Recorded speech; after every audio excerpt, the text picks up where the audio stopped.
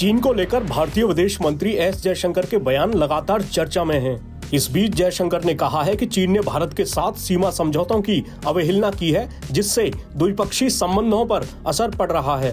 भारत चीन संबंधों पर एक सवाल के जवाब में जयशंकर ने कहा कि भारत और चीन के बीच 1990 के दशक से समझौते हैं।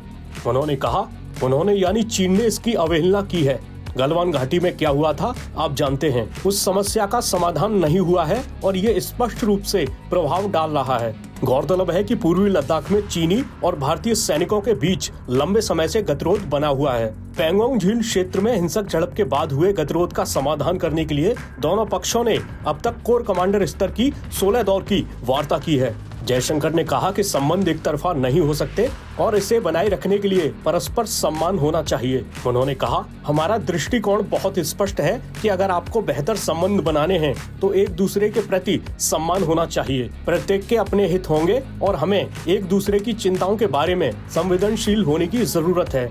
इससे पहले जयशंकर ने कहा था कि चीन ने सीमा पर जो किया है उसके बाद भारत और उसके संबंध काफी मुश्किल दौर से गुजर रहे हैं। जयशंकर ने इस बात पर भी जोर दिया था कि अगर दोनों पड़ोसी देश हाथ नहीं मिलाते हैं तो एशियाई सदी नहीं आएगी। उनके इस बयान पर चीन ने भी सहमति जताई थी।